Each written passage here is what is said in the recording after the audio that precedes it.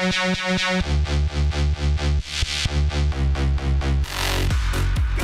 morning, good evening, good afternoon, wherever you're making RaceBot TV part of your day. Thank you so very much for coming along with us. It's the Skip Barber 2K World Cup Series right now, and it's going to be at Virginia International Raceway. We've got a bit of a long one, 35 laps around this great circuit with the lap times exceeding well over 2 minutes time. We've got a massive amount of drivers here today. They're qualifying right now, and we'll be right back to the entirety of the show here from VIR. Stick with us.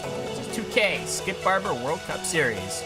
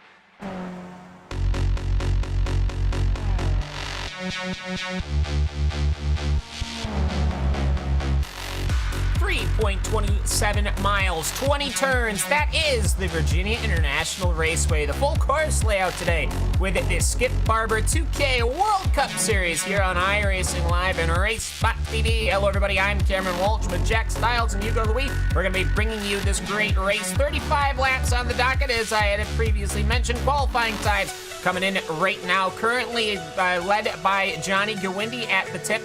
He is running a 2:08.9, which is good enough to be 0.3 of 1 second faster than everyone else on the field. Jack, it's VIR, and it's the Skip Barber car. It's going to be interesting. Lots of corners, lots of turns, very long back straight.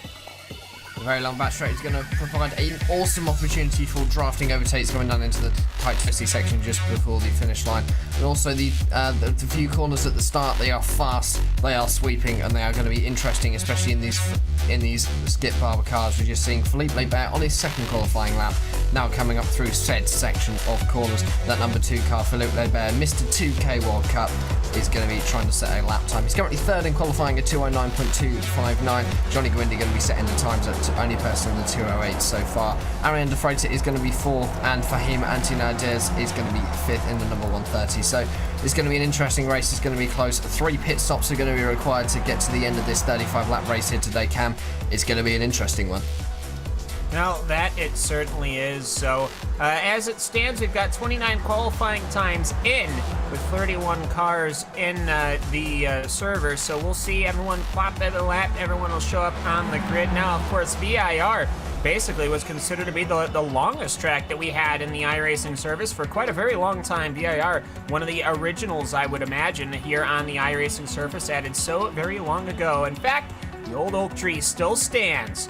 And as such, long before we had gotten other tracks, say the Nürburgring, we were considering this our green hell. It was so twisty and turny how all the corners went through. And eventually, though, over the past, I'd say, year or so, we've gotten such treasures as Le Mans and the Nordschleife. But so VIR fallen a little bit out of favor since then. Since we've gotten the Nordschleife, and since we've gotten Le Mans, as more lap times are coming in. Johnny Gawindi, well, he's gone up to a 2:08.7.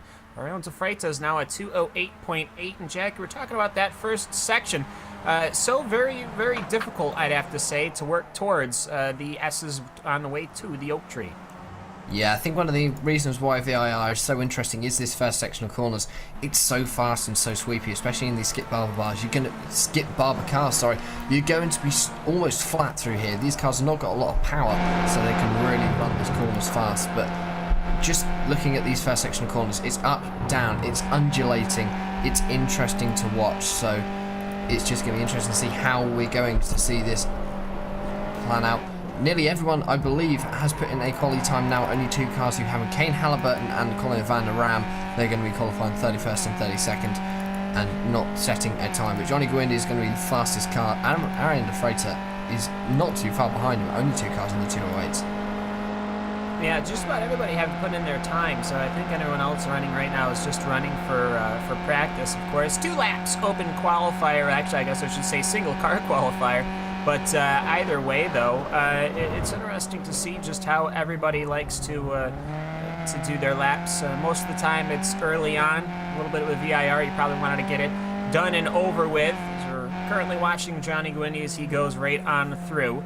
But either way, we'll see just about where everybody lands. It'll be another 2 minutes before we are done with the qualifying session per se.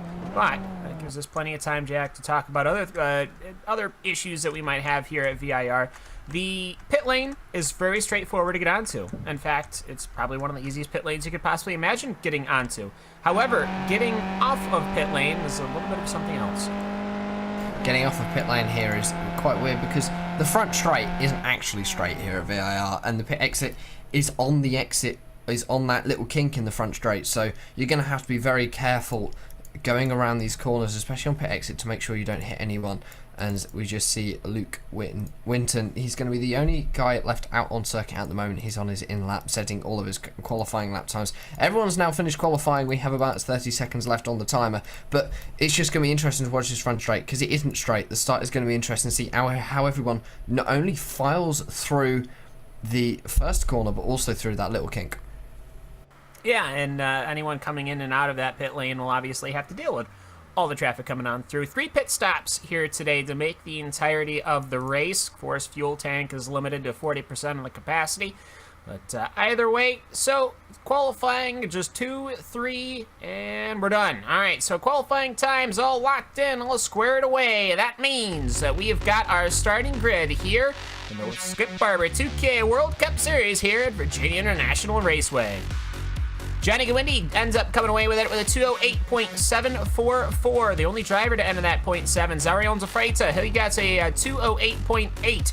Those are the only 2 drivers in the entire field to get into the 2:08 bracket. Philippe Lebert, though, no surprise, he's right there in 3rd position. Luke Winton, he'll be starting in 4th. Stefan Stoyles will be starting in 5th. Brian Duell, he'll be starting in 6th position.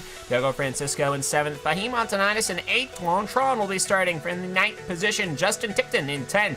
Tom Ward, he'll be starting in 11th. Keep eyes on him. He's always aggressive, and he's got plenty of opportunities here at VIR. Tim Gruckauer, he'll be starting in the 12th position. Enzo Canta from 13th. Andrew Picario from 14th. Francois Bouillon from 15th. Casey Black, 16th. Roman Kachka in the 17th position. Mike McCormick, 18th. Carl Bronke in the 19th position. Bill Frazier in 20th. Mick Watson, he'll be starting 21st. Pascal Vandenhoek, he'll be starting in the 22nd position, as Michael Della Valle will be starting in 23rd. JB Masida will be starting in 24th. Anthony Catt, 25th. Gareth Dorning in the 26th position. Barry Arens in 27th. Rob Adams, 28th. Neil Bonhams in 29th. Andreas Robertson in the 30th position. And then Kenny Halliburton and Colin Van Ram. Now, we have got to actually go and correct that a little bit, because obviously we have a couple of people who are not going to be starting on that grid where they've qualified, but they're actually going to be starting on pit road.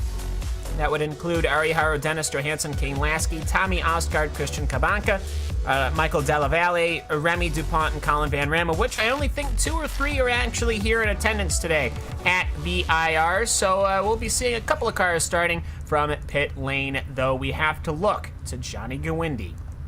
Johnny Gwyndy's getting ready to rock and roll. And we will see here the 2 laps for the grid expiring now, which means we're going to get our lights, we're going to get our camera, we're going to get to the action here at Virginia International Raceway. Wait 1 second, 2 second, 3 second, go. It's green here at Virginia International Raceway. Johnny Guindy seems to have gotten a fair start, but the entire mob will be coming down to corner number 1. We'll see if they can get everything sorted out. It's a very tricky first section this. You're almost tiptoeing the entire way with corners that seem to be a little bit too unnatural. Ariel's afraid to trying on the outside, which I don't necessarily think is going to work here on the first lap, maybe later. Philippe Labert, he's going to stay comfortably in 3rd position. Luke Witten will end up overtaking for the 3rd position, or for the 4th position, actually, as everyone is cycling their way through here. Seems to have gotten a clean start so far. 1 car turned around, that's Tron, the 777. He's managed to get himself sorted out. He'll rejoin 3 wide. A couple more cars dancing and gripping onto the grass surface there. Nobody seems to have spun out just yet, except for I see 1 car. That's Brian Duell, the 88 machine. Yeah, looks like there was a little bit of contact from the car behind him. Diego Francisco just going into the back of Brian Duell there. Unlucky there for Brian. He's going to be going round on the grass and just making a bit of loops. Cutting the grass as well. So Johnny Guindy's got away nice and cleanly. He's going to be leading from Ariane de Freitas in the number 1 car and Mr. 2K, Philippe Labert, in the number 2 car in 3rd. So at the moment, it looks as though the front field, apart from Brian Duell, has got away nice and cleanly. A bit of argy-bargy a bit further back, but nice. Everyone nice and cleanly, more or less through the first section of corners, and Colin Van Ram is going. Kane Halliburton is a non-starter here today. You see a little bit of side-by-side coming up in towards the oak tree. Not sure who that is. It's going to be Bill Fraser. Bill Fraser gets turned around on the exit of the oak tree, coming down onto the back straight for the first time. No contact between anyone else. Oh, it's been very close, but he's just going to get out of the way nice and cleanly. Bill Fraser's going to get going again just about now. So a little bit of argy-bargy on the first lap here as we see side-by-side towards the end of the straight. Ariel's afraid to, he's now passed for the lead whilst that was ongoing, but Johnny Guindy, he's going to have to sit back there now, and he can see if he can now hold on to the back of Ariel's afraid to. This is going to be something that is going to be happening fairly frequently in that back straight. Plenty long enough for these Skip Barber cars to fully make a pass under drafting before getting to the roller coaster, which is 14 and 14A, which leads into 15. Unfortunately, VIR, one of those tracks where it is just got 20 turns technically, but only 17 are listed, and there's multiple with letters, and it is just a confusing a confusing bit of American road racing. I don't know why there would ever be a 14 and a 14A, but we have it, so that's what we'll deal with. Ariel's afraid to, though, covering nicely into corner number 1. A little bit of a breakaway here from De Freitas, Guindy, Labert, Witten, and Stoyles. After that, he goes to Antonitis, Francisco, and Ward, and then it goes to the rest of the mob as it goes to Canta, Tipton, Rucker, and Twan. He recovered nicely there, actually. I was worried that perhaps he would have spun and gone all the way back to the back of the field, but no, he managed to recover, and he's going to have a fairly decent place to go for him here. Yeah, Twan's got a good recovery there. Brian Duell, unfortunately, hasn't. He's standing in about 27th position at the moment. He's made his way up to 26th into the first since he crossed the line for the first time. But at the moment, everyone's just trying to get into settled down, and we saw 2 wide, 2 deep, really towards the back of the field coming into turn 1 on this time. But towards the front, everyone seems to be nice and calm and collected. We've got a group of 5 up towards the front. Ariane de Freitas, Johnny Guindy, Philippe Labert, Luke Winton, and Stephen Stoyles in the 160. And then we have in the second, going to be leading the second group for him, Antonides from Diego Francisco, Tom Ward, and Enzo Cantor looks like he's a little bit further back, but he's actually lost a place to Justin Tipton on this lap, and so there's been an overtake there by the 924 on the 5. Now looking to that number 1 machine, Guindy, you can see getting the draft over De Freitas. He'll move all the way to the left and he will get on by. Plenty of time to re-slot back in. We head to 14, 14A, and then 15. As Johnny Guindy, you go uphill, you're on the brakes, you take a quick left, you take a right, and you're going right back downhill. It's very understandable why they call this section the roller coaster, as they go 15, 16, 17. This is Hog Pen. You're kind of just out in the middle of nowhere taking a corner, and then you go right down, power down to the start-finish straight. Guindy, he's managed to pick up the lead once again. No surprise there. Where will De Freitas go? Will he try to make a maneuver on the outside? He will. But I just don't think that you can make that outside work just yet. Perhaps he's got enough room. He does. Guindy gives it to him. So it's going to be interesting and important to use that draft to your advantage, Jack, because if you're not working on it, you're not comfortable in that draft, you're going to find yourself falling back real quick. Yeah, certainly. I think he's just going to be looking at that draft. Ariane De Freitas used it to his advantage here down into turn 1. But he is reasonably long straight here on that pit straight here at VIR as, Johnny Gwindy getting really close to the back of Ariane De Freitas. I think we're going to see this lead changing multiple times per lap cam because it's just going to be a case of people, or the draft is going to be changing so many times. We've got this long back straight, we've also got the start straight as well, and the people are just going to be using that braking zone, using that draft to their advantage. We've got really topsy-turvy. You've got a lot. It looks as though Justin Tipton's got damage. I'm not sure how that came about. I'm going to go have a look at that number 5 car. He has dropped a long way down the order, but he is crabbing by the looks of it.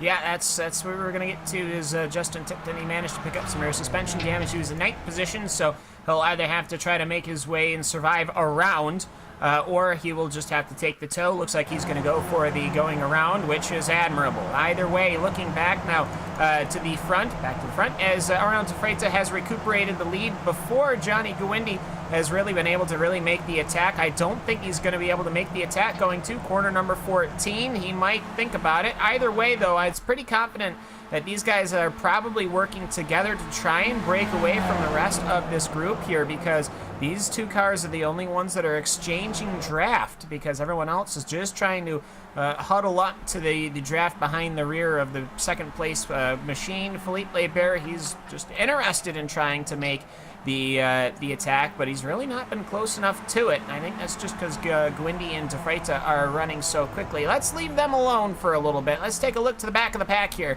Why don't we take a look at Mick Watson and that 666 machine, as he currently has just enough of a gap over Roman Kashka and JB Masada, as well as the rest of the field here, as actually somebody's going off. I believe that's Carl Dronke from the 24th position, but either way, it's getting to that point where I wouldn't be too surprised if we don't see some cars losing some concentration, but as Tron actually comes down onto pit lane as well, so a fairly interesting choice from him. He probably has damage.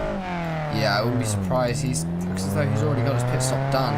I don't see any crabbing from that car. He's probably just got a little bit of damage left over from his little adventures at the start of this race, we'll put it that way. So Twan not having the race he wanted so far, probably just making sure that he can get there on the pit strategy. Obviously, we're only 3 laps into this race so far, so I'd probably expect to see him down to pit lane 4 times in this race. Obviously, 3 pit stops needed to get to the end, but it looks as though Ariane De Freitas and Johnny Gwindy have been working together to get that gap, and they've started to get it. The gap is now 4 tenths of a second between Ariane De Freitas and Philippe Barber, and that gap, I think, is only going to carry on growing, although Philippe Barber has managed to close it up through the twisty section coming up towards the oak tree.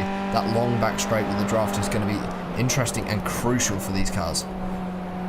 Tom Ward having a bit of a trouble after he crests the hill going towards the Oak Tree Hill. A 224 machine is finding himself locked in the sights of Fahim Antonitis and Thiago Francisco, as Antonitis is going to be looking to hopefully make a pass here. It's surprising how everyone seems to have managed to break the gaps between everybody that is involved. You wouldn't normally expect to see people slide this far away. Here comes Antonitis and that 130 machine he'll pull alongside. Now Tom Ward, he's always very defensive, but I think he even realizes we've got to play leapfrog here if we want to play the game. That's how VIR is going to go, as we've got quite a long race on our hands and already some cars being damaged, and unfortunately so. I think especially for people like Tron and the rest are going to be having quite a bit of an issue trying to recuperate their time. Ariane De Freitas finds himself once again leapfrogging Johnny Gwindy. I think he'll have him leapfrog before they get back to corner number 1. We just had a big crash for the 116 car. We're going to go have a look at that now. Let's have a look. I just noticed the 223. I'm not sure whether that was involved, but yeah, it just looks like a humongous crash at the end of the straight there. For that was Mick Watson and JB Maceda were ended up involved, and it started backing people up, and once people started backing up, I think at least some point someone's going to come in here. That's where it started, because obviously they started piling themselves up. Barry Arends found himself clipped into the front, right in front of Enzo Quinta. Enzo Quinta didn't have anywhere to go, and that's that. Yeah, it just looks as though the 116 actually took a little bit of a flip. He's sort of rolled that skip Barber car over and probably done a little bit of damage to that. He is moving, he's down onto pit lane. Looks as though he's done a pit stop there. So the 116 has already been down, made his first pit stop, and everyone else seems to be nice and clean. That's a huge accident there at the end of the straight. Probably people just misjudging the the end of the closing speeds. Yeah, and that's going to separate the field even more. So we talk about that front group. Not what you want to see at all. Frankly, if you're anyone that's in the back and had any hope of really trying to get themselves through, but ultimately, though, just looking throughout this front five, they've really got the clean break, and actually, it's almost turning into the front two, Gwindy and Zafrita. But as it looks to me like Stefan Stoyles is getting a little impatient behind Luke Witten, not quite sure if he's going to want to end up coming through to try to see if he can find a position on the draft as they're working themselves towards the Oak Tree turn one more time. Philippe Labert, he's getting loose there too. We saw Tom Ward do it not that long ago. But between the two of them, they've been managing to keep it under control. I just wonder how many tries they're going to have of going off the track there at the top of that hill before somebody goes spinning. Yeah, top of that hill is definitely a hard corner. The Oak Tree has caught so many people out in the past. It's caught me out in the past as well here at VIR. VIR is not a very popular circuit here on the iRacing servers, probably represented by only the 32 car entry here today, but it is an amazing circuit, always presents great racing. But Ariane de Freitas has lost the lead once again. Philippe Labert, nearly going to go for a dive bomb up into turn number one in the number 2 car. Just not going to make it there on the back of Johnny Gwindy, and he has to settle for third place again. But Ariane de Freitas dropped on second. Johnny Gwindy got back up to first. So these two are currently leapfrogging each other quite well. And the top 5 is staying pretty steady. Tom Ward is going to stay down in 6th position with Antonadis behind him and Diego Francisco. So those three are going to be running as a bit of a pack. And then throughout the field we have lots of different packs forming. But it's just a case of running your laps, keeping it consistent, getting through those pit stops, because this is the endurance race here, and it's not a 3-lap or 10-lap sprint. It's going to be a 35-lap endurance race. Yeah, and even then you could say it's a sprint between the pit stops, but that's not even accurate because of how split up this field is. It's impressive, honestly, from what this front pack has been able to do. And Philippe Labert, well, after going off for that little adventure, he has managed to bring himself up to the rear of Ariane de Freitas. De Freitas, he's almost trying to peek in on Gwindy to even make an attempt going through Oak Tree. Not necessarily what you would want to see, because he knows he's going to just have the draft through. So he's going to try to look through the draft right now, and he'll get that position once again. But it's I'm just waiting for Philippe Labert, Witten, and Stoyles to try and catch up or something to that effect. They're going to have to do something pretty quick, because at this point they're starting to lose themselves any opportunity of doing anything other than just straggling onto the draft. Now, obviously, it's pretty clear that they're fuel saving. Fuel saving is a very important part of 2K Skip Barber World Cup Series racing. You can definitely save fuel hovering in that draft, and when you've got to minimize your time on that pit lane, obviously going to be the ever important thing is fuel consumption. I also think that's why de Freitas and Gwindy are so eager to be changing positions, because neither one of them are really losing that much fuel. Now, I think they're just going to want to be saving fuel behind each other, and that's really important here, especially in the endurance race. The longer you can go, the less time you spend in the pits, and the less time you spend in the pits, the better you get track position. That is something which we see in endurance races all the time. We're going to see again today here, because the fueling for the Skip Barber is not fast. It's definitely a long-winded process, and these guys are going to have to be very patient on pit lanes. We see Johnny Gwindy getting a little bit squiggly, actually, going to go a little bit sideways coming through turn number 3 there as he comes around through 4 up towards 5 and the snake. So Johnny Gwindy going to be holding second, Ariane de Freitas going to be holding first, but these guys are going to be saving fuel. But Philippe Labert, at the moment, he is in prime position to be holding fuel, or saving fuel, sorry, because he's not doing any overtaking. He's got a double draft down the straight. Yeah, and so we'll see if he can sleep himself up just a little bit before they get to Big Bend. That's that crest. You go take that right-hander. This is the crest right here, and you're right under it again after you take that turn. If you go off there, you can actually find yourself in trouble. You'll be sliding across the track and actually find yourself in the middle of absolutely nowhere. Oak Tree, of course, has fallen since then, Rip Oak Tree, but I will say, without that tree there, it seems almost kind of like a pointless bit of track, this VIR. You know, it used to be everyone would make it to the Oak Tree and back, and now it's just seems like a random ribbon of road in the middle of nowhere. But for these drivers, it is certainly an interesting challenge. It's narrow, it's tight, it's tough. And for this longer race, it's certainly going to be a challenge. As I'm seeing Stefan Stoyles, he's actually just hanging himself out now. Not quite sure how he's planning on getting from where he wants to be. It's just, I'm sure, the front of the track. His lap times are right in with Johnny Gawindi's and Ariane Safraita's, but he is just slowly silvering back from this top 5. Yeah, Steven Stolz has got the pace, but I just don't think he's got the draft to stay there. These guys are showing, we see some of them actually trying to trick each other by coming down almost onto pit lane. We're going to be approaching the point where we're going to be seeing cars down onto pit lane very, very soon. We're coming on to lap number 8 now. 28 laps remaining in this race, so the first pit stop is going to be imminent. But Johnny Gawindi, Ariane De Freitas, this top 5 group, Steven Stolz is still within touch, still in with the draft, but he just cannot keep on the back because he's running the same lap times. He's obviously lost some time somewhere. He cannot get back up.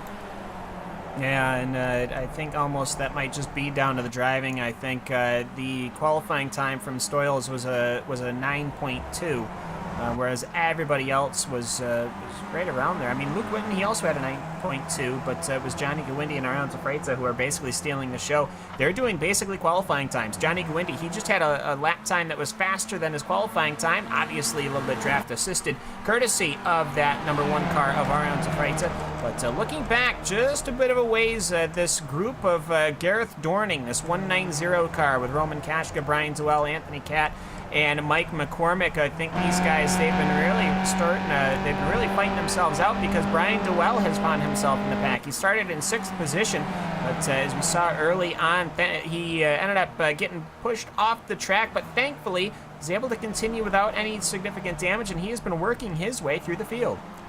He certainly has, and it's just a case of looking at who is the biggest movers and strikers so far. Gareth Dorning, I would say, is the biggest one, up 14 positions on where he started. He is up into 12th in the 190, showing a great run today. Brian Duell as well, he is on his charge back from that mistake at the start, which put him all the way down to the back of the grid. He is currently in 14th position. He's got a draft now of the car ahead of, I believe that is Roman Kashka, so he's going to be trying to get past by the end of the straight, which he is. He's going to move to the left. He's just going to breeze on past using that side draft and maybe going to try and duck in and get some of Gareth Dorning's draft as well. Could he do 2 in 1? I think he could, Cam.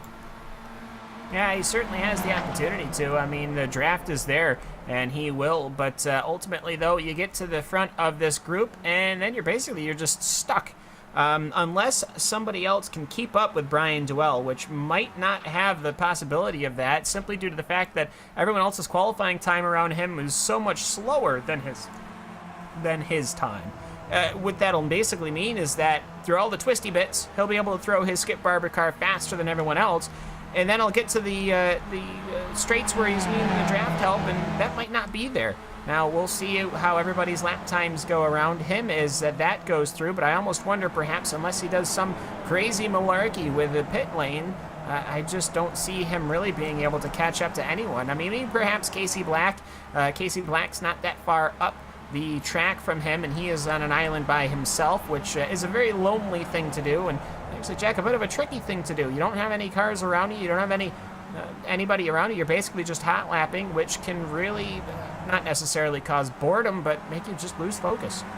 It has to me in the past as well. I mean, Casey Black is about 4 seconds up the road from Brian Duell, so Brian's got a little bit of work to do before he catches him, but Casey is still around 3 seconds back from the cars ahead of him. That would be Andrew Picario in 10th and Tim Goldberger in 9th, so he hasn't really got the pace to catch up with them at the moment, and Brian Duell is going to have to do something to catch Casey. He has the lap times, we know he does, because he qualified in 6th, and his quali time was about 6 times faster than Casey, but he's just got to put his work in. Obviously, he might be faster through twisty bits, but he's not going to have the draft down the straights. Casey might have a little bit of the draft in front, but probably not much by the time he gets there. I think any of the wins will have dissipated between Andrew Picario and Casey Black, so I'm afraid Casey Black is completely on his own. His speedometer right now is reading about 112, 113, 114 maybe on his own. He'll actually hit up to 120 before he has to get on down the brakes, 122 before he goes downhill. Brian Duell, he's at 122, but then you go to Gareth Dorning, that first car in the draft, 125, 126 for Roman Kashka. So between everyone else, they're losing about 4 or 5 miles an hour. Now for Brian Duell, this is the exact problem I was pointing out. He's faster than everyone else that he was around, and now he's going to have put himself on an island. Now, we've got our first car coming on down pit road. It is Philippe Lebert. Felipe Lebert pits from 3rd position. He's going to get his first stop done and dusted out of the way pretty quickly. So let's see what other people do. Gareth Dorning is also going to come in on this lap. Only two pit visitors on this lap so far, those being Felipe Lebert and Gareth Dorning. Lebert is out and away after his first pit stop, coming in on lap number 10. Seems like a sensible point to pit, Cam, but is he going to be able to get to the end from here, or has he gone short on the first stint? Well, I mean, you would think 3 pit stops, 10, 10, 10, but that leaves you 5 laps, I think. I mean, you've got your first run anyways, so I'm not sure if maybe he's trying something interesting. I think these cars can probably run 12, maybe 13, maybe 14 on a fuel tank. So I think no matter what, everyone's going to have to come in for a splash. It's obviously not 3 full fuel tanks. I think if we're burning that much fuel, I think the EPA might have an interest. But either way, though, I think he might just want to get this out of the way. He was only on pits for 9.6 seconds to get the fuel inserted into that Skip Barber machine. So we'll see what he does. Now, I was actually thinking he was a bit smart. He was able to come in and come out just a little bit behind traffic, and then he could sniff up that draft, but actually was a little bit too far back. He's going to quickly find himself on the rear of Mike McCormick, because Felipe Lebert, I mean, obviously one of the fastest drivers in the Skip Barber 2K World Cup Series history. He'll be able to close up quickly on this group in front of him, but once he gets up there, he should be able to make his way through quickly. Yeah, he should. We know he's fast. He proved that in qualifying, so as long as he can keep himself clean and get through these back markers here, I think he should be fine. Obviously, for a few laps, he probably won't have the draft down the straight, but as soon as he get the drafts, he can start saving fuel. And going back to what you said, Cam, I think it's going to be interesting to see what other people manage to do stint length-wise. I mean, Felipe Lebert only did 9 laps. That could be a strategy call, but we're seeing Ariane De Freitas, Johnny Gowindi, Luke Winton and Steven Stoll. So the top 4 all going to dive down onto pit lane this time round. Fahim Antinades is going to go down onto pit lane as well. So 5 out of the top 6 are going to pit. Tom Ward is going to inherit the lead here. So maybe it's going to be 3 full pit stops and a splash and dash for these cars, because they can't do any more than 10 laps. Yeah, it means if they can get 11 laps, Johnny Gowindi, if he can get 11 laps with doing what he was going to do, and he's actually short-fueled by quite a significant amount, he'll actually rejoin where Felipe Lebert is, and that's the power that you can see from coming in first. Coming in that 1 lap earlier can really get you a massive difference in gap, because Johnny Gowindi, he's now actually got his teammate up ahead, and the rest of the field, as far as that front 5, they're sitting way back. Ariane De Freitas, Stefan Stoyles, and Luke Winton. The 3 of these guys are now going to have to work together in order to maybe try and close in on Johnny Gowindi before Gowindi catches up with Lebert, because if Gowindi can line up with Lebert, I think they're gone. Yeah, they are. I think if these two can work as a group, they are going to go off into the distance. Felipe Lebert is going to get a little bit onto the grass, actually coming up through the snake, but he is okay. He's going to carry on, just going past the 100-mile mark. His last lap was at 2:26.5. It's going to be interesting to see what other drivers manage to do on their outlap time lap wise. It's not too much slower actually. So Felipe Lebert just proving that even though you're going to be setting times not that much slower than what you usually are, but then the finish line is towards the end of pit lane here at VIR, unlike some places where it's about halfway down the pit lane. So Felipe Lebert at the moment, he has inherited the lead. The 2 cars ahead of him, ignore that. They are yet to pit. Tom Ward and Diego Francisco, we are waiting for them to come down onto pit lane. I expect them to come down this time, because I cannot see them doing any more than 11 laps on a tank of fuel, seeing how many drivers have already pitted, Cam. Yeah, I mean, Tom Ward, he's out on the track right now. I'm sure he'll be coming in this time by. The number 5 car, it looks stopped to me. That's Justin Tipton. Well, his day is going to be done. He already had that suspension damage. He ended up crashing into the wall between NASCAR Bend and the left hook, corners number 3 and 4. So he will find himself basically done it for the day. Johnny Gowindi has now found himself to the rear. Felipe Lebert, these 2 have joined themselves together. We'll see what they can do right now as they're working their way through. I believe, ultimately, Felipe Lebert not going to be too happy he's got Gowindi on his rear this quickly. But as they go past the start-finish line and take a look inside, yep, Tom Ward, he was on pit lane, so 12 seems to me to be the max. I don't think anybody else has gone past 12. No one has gone past 11, Cam. We just come on to lap number 12. Johnny Gowindi nearly going into the back of Felipe Lebert there in the number 2 car, but no one can do more than 11 laps on a stint. I think that's going to be crucial. We're going to see 3 full pit stops plus a splash and dash towards the end, so it's going to be interesting to see it's going to be that splash and dash which I think makes and breaks this race if we still have a battle for about 5-6 way up towards the front. And it's just going to be interesting to see what they do. Johnny Go Indy and Felipe Bear, I expect these two to work as a group to try and break away a little bit more. They've got about 3-4 seconds back to Ariane de Freitas in the number 1 car in 3rd position. So Johnny Go Indy and Felipe Bear are currently your 2 leaders.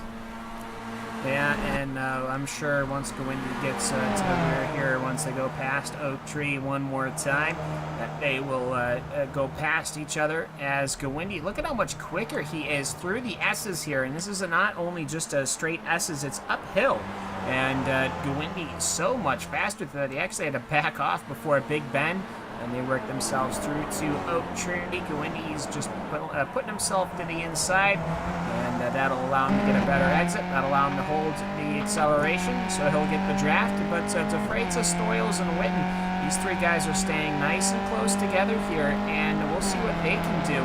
As I'm sure Gawindi will go on by. There he goes. But meanwhile, I gotta say, if you look at the differences, you've got Tom Ward. He's the one that came in pretty much last, and look at how much of a distance he's now got between him and the front leaders. Yeah, he's definitely just gonna.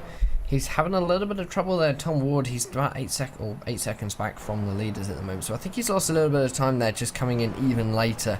I think the best strategy to go for is that 10-lap strategy. 11 laps I think is too long. Too much fuel saving is required to get to that magic number of 11 laps. So 10 laps I think is the way to go. Felipe Bear, I would actually say, came down too early onto pit lane. I think you'll probably find him now doing 10-lap stint rather than a 9-lap stint. So let's just see how this plans out. But at the moment, Felipe Bear and Johnny Go Indy holding that lead. 2 tenths going to separate these 2 drivers. We also see Tuan Tran and the number 168 of Andrew Picaria. They're going to go side by side as we come across the pit line. Pit straight to start lap number 13 here at VIR. Tuan Tran's just going to move himself up into P number 8. So he's on the recovery drive as well from that mistake he made on the first lap. Still a long way to go, 23 laps. Yeah, found himself well off track, managed to recover nicely. He pulled himself back onto the racing surface in the pack, but obviously still having to fight his way through.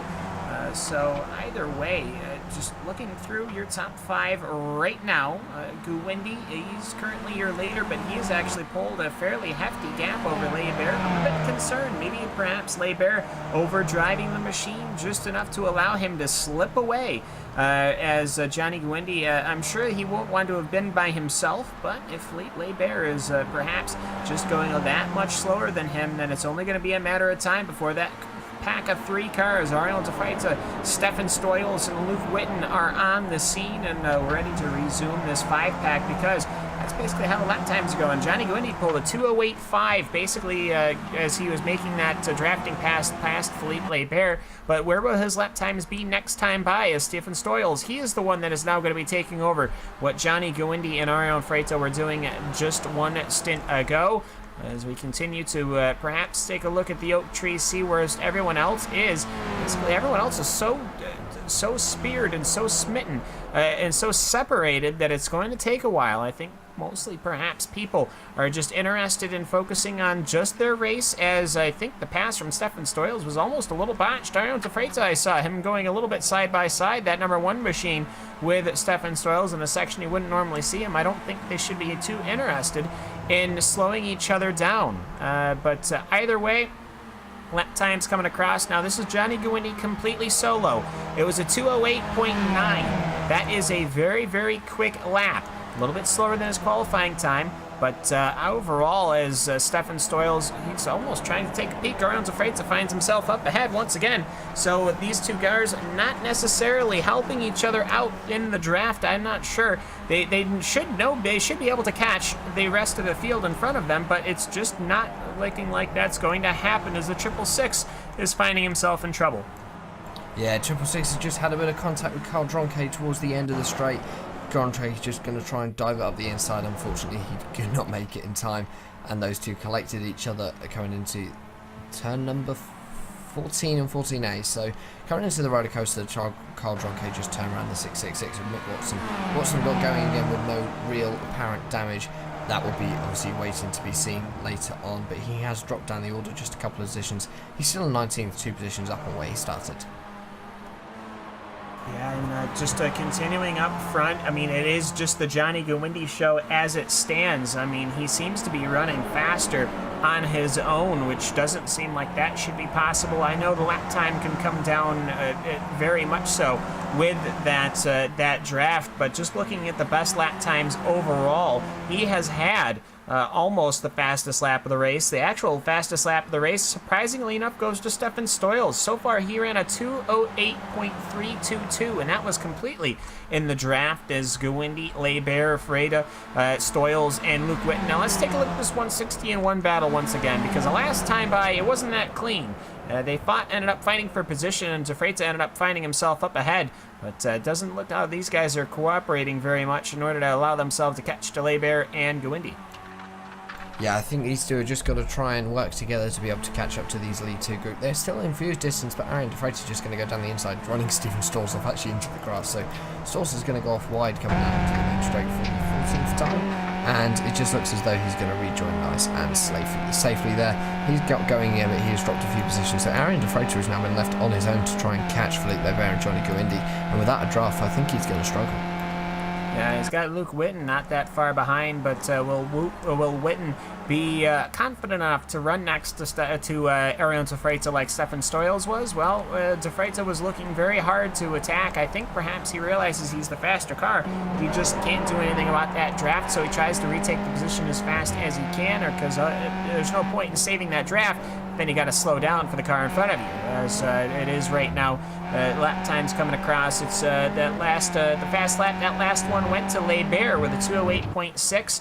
So right now, everyone's lap time seems to have stabilized throughout the field as Barry Arens, he comes into pit lane. He's going to get his pit service, perhaps trying a little bit of an undercut on top of an undercut, but that's a little aggressive here. Everyone else came into the pits, about 4 or 5 laps ago, so there's really no point in for him to come in so early, as he is currently getting his pit stop sorted out and done right now. Actually, it says he's only been down pit lane twice, so that'll do it for everything. He had a 10-lap stint that last time by, so for Barry Arens, 10 laps, he's off and away, perhaps trying to do some undercutting there, just not sure how and where it's going to work.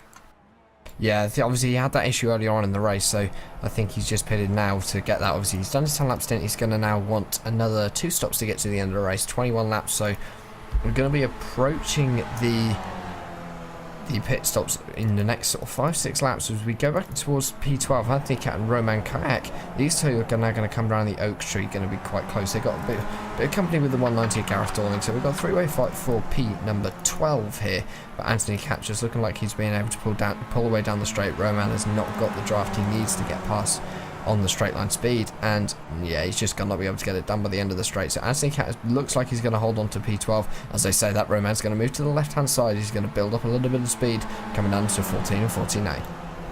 Yeah, there's a little bit of a downhill that helps out, but actually Anthony Cat, though, not able to take his preferred line. It's a little bit messier than what we see with the guys that are running up front. They're able to lock themselves into that right side. You really want to get to as much of the right side as you can, but since Roman wasn't, he had to get on the binders a little bit early, and he had to really put itself in a position where Anthony Cat had to react, Garrett Doherty had to react. So this is probably one of our last 3 packs of 3, and ultimately I gotta say everyone else seems to have slipped away into little groups of 2 or so are running.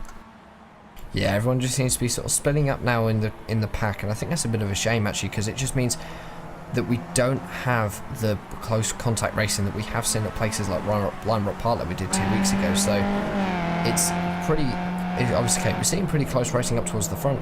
Johnny Gawindi and Philippe Barber are currently covered by about 0.2 of a second, 10th of a second. These two are really close, and again with this P12 battle, but there's not any big packs of cars like we have seen previously in the 2K World Cup, and I think that maybe is taking a little bit of excitement out of the racing. Well, it's certainly not for the drivers. The drivers are still pedaling and wheeling and dealing, and it's actually a very difficult course. It's just bit hard when everyone is just sitting there on their own. Everyone's just kind of enjoying their own race, I wouldn't say, but overall they're just focused on their lap times, which is obviously, as far as the drivers go, very important. LeBert, he'll end up catching Johnny Gwindy. He'll make the pass. We'll see if this is a cleaner pass in that group of 3 that we saw not that long ago. It will be, but I do think Gwindy had to end up coming onto the brakes. Now you can see perhaps a little bit to the right, just when they were making that move, there's that road that spears off to the right, and it's got those giant orange bumpers on it. That's actually part of a different section of course. I think the last time we were here, we actually used that section of course. That increased the lap time exponentially. I have to think we're probably much happier here that we're here at the full course. The rest of these guys are too. They end up getting on the binders. They come in, both Gwindy and LeBert are coming in and get service here on lap number 16. I think the 2 leaders have gone for the short stint now rather than doing it towards the end of this race to see which one is able. See if we any leapfrogging in the pits. I doubt it though. They're both going to have very similar lap times. But I like how they've gone for the short stint in the middle of the race, not towards the end of the race. We still have a long way to go. We're not even at half distance yet, Cam. So Johnny Gwindy actually is going to get away before, but looks like it's going to be Philippe Lebert. Philippe Lebert is now moving, so Johnny Gwindy has actually got a bit of a gap over Philippe Lebert, which is interesting to see here. Is the pit stop time much shorter? Could be, couldn't be. Yes, yeah, it's a 13.2 to a 15.7, so Gwindy very much faster on his fill than LeBert off and away. So the pit lane time as a whole was much faster from Gwindy over Philippe Lebert, though I almost think that he's managed to break the draft, so unless Lebert can find help, I think he might be stuck back there. Either way, though, looking to your front leaders is just going to be Ariel Zafreza and Luke Witten, just these 2 guys, and Stefan Stoyles has not come in either, even though he has dropped away from the picture. Almost can barely see him, as Ariel Zafreza could almost wave to him after passing the oak tree. That's just how fast Zafreza and Witten's lap times have been. I wouldn't be too surprised to see them come in this time by, but actually it's a bit difficult because they've only run, it'll be 7 laps at the line. Certainly will, and it's not a very long stint from these guys. I think these guys have definitely proven they can go further. Maybe they're just trying to get that splash, remove the need for a splash and dash towards the end of this race and run a slightly shorter stint. Now it could also mean we see slightly shorter stints to get to the end of this race. They're going to need 1 more pit stop now, so they're definitely going to do this on 3 stops, but it's just going to be, when is that 3rd stop going to come? Is it going to come with 10 laps to go, or is it going to come with 8 laps to go? Yeah, so Zafreza and Witten are not coming into the pit lane this time, but I wouldn't be too surprised if they run too. That 10-minute marker, or maybe even the 11-minute marker, but Stoyles doesn't come in. Tom Ward does not come in, though he finds himself pretty advantageous. He came in on lap 11 that last time, and he is now finding himself in the 4th position. Obviously, with Gwindy and LeBert being there, that would really realistically drop him down to the 6th position, where just about he was before those 2 came into pit. So from jumping from 11 to that's pretty comfortable there, as Gwindy and LeBert, well, that's a pretty significant gap. And actually Gwindy, he's almost finding himself onto the back of Casey Black and Brian Dewell. If Dewell can get hooked up with Johnny Gwindy, he'll have somebody that is a bit faster than him, if not the same speed. Yeah, I think he just needs to be able to make himself get himself a bit of a draft, and as soon as he's got that, maybe he can save a bit of fuel, maybe even get away from Philippe Lebert. But the gap between himself and Philippe Lebert is down to under 2 seconds, so maybe Lebert is trying to close that gap, although saying that he was 2.5 seconds slower last time around than Johnny Gwindy, so that gap has actually gone out since the last lap. Let's see what these 2 can do, but Johnny Gwindy and Philippe Lebert, I think, are definitely going to want to try and work together to make up some time, or Johnny Gwindy is going to want to make a gap. Yeah, I wouldn't be too surprised if Gwindy is able to catch up to these guys and start making his passes fairly quick.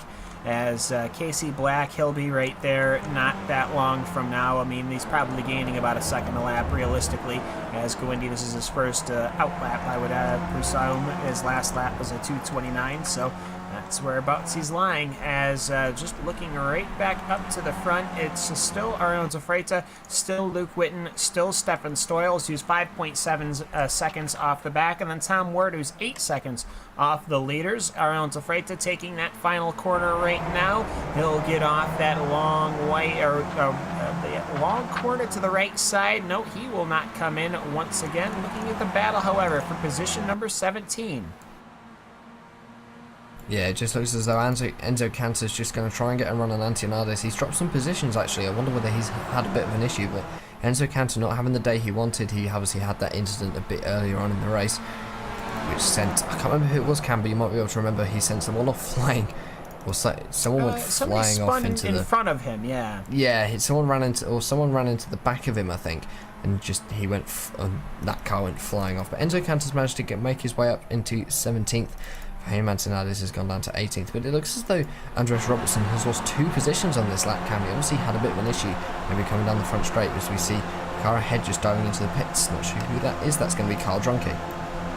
Yeah, and Mick Watson ended up finding himself falling off the racing surface. He rejoined since, but obviously losing not just the pack in front of him, but also any draft that he was hoping to have, as Kanta and Antonitis are continuing their battle going into corner number 1. I don't think anyone else from the lead group came in last time. Nope, they did not. So for Arion Zafreta and Luke Whitten, they're still on their own. Will they be coming in this time?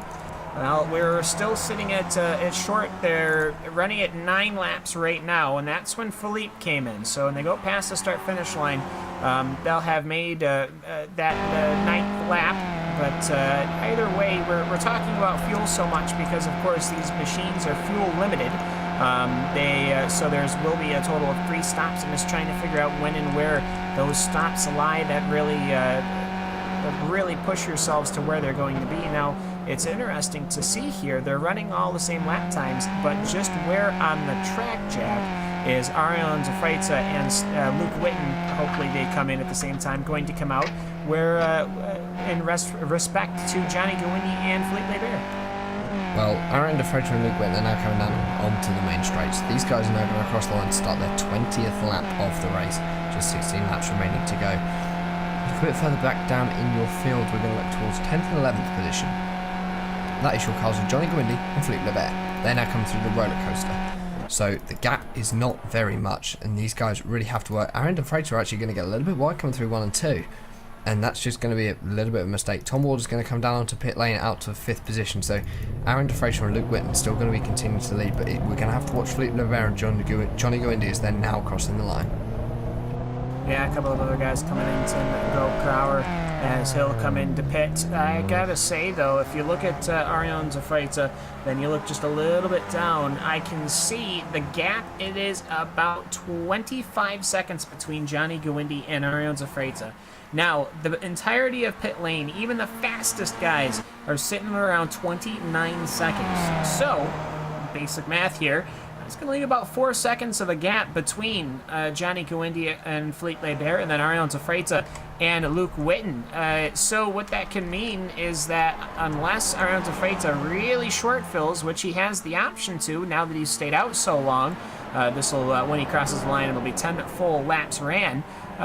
It is interesting just to see how these 2 different strategies are coming out, and I think that for any of the aspiring engineer or any aspiring fuel counter at the very least, would find this quite a bit of an interesting battle. It would, and actually fuel is quite an interesting battle.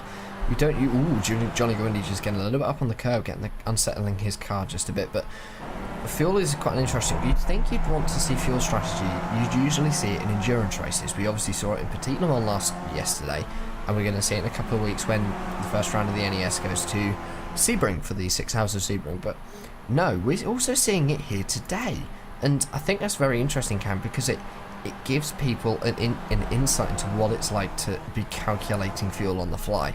Obviously, things like Joel real timing help because it will give you accurate fuel numbers to get to the end of the race based on your average fuel consumption. But it's still a case of unless the drivers have got engineers, and I don't believe any of them do here today, they've got to do it all by themselves and got to do it all in their heads. And that, for a driver, is actually quite complicated because they have to concentrate on driving and calculating fuel numbers.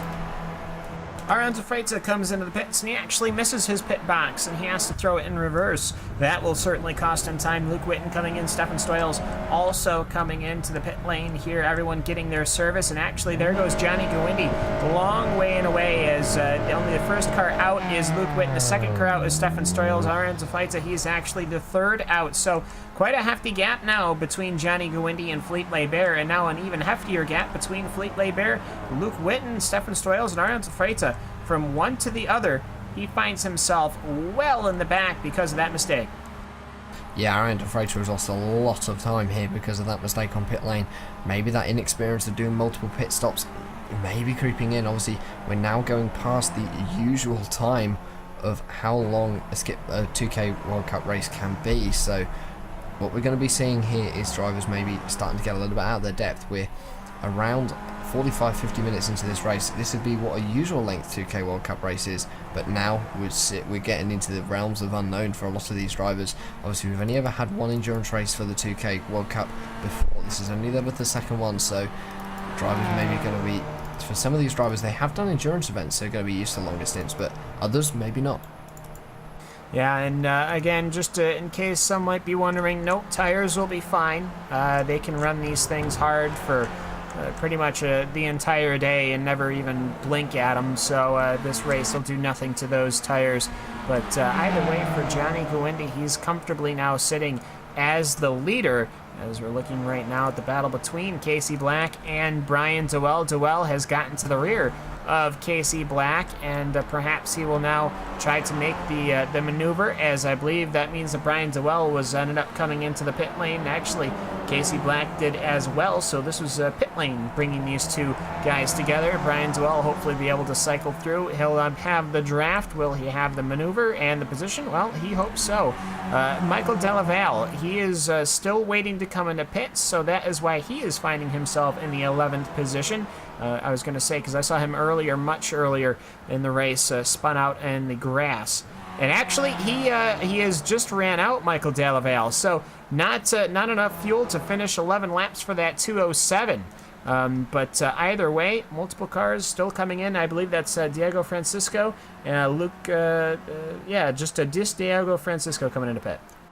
Yeah, it sounds as though 11 laps is a little bit of a stretch for these cars, maybe not having enough fuel to do it. So 10 laps is the sweet spot for the stint length here at VIR on this fuel limit. So you're just going to see the pit stops are starting to cycle through.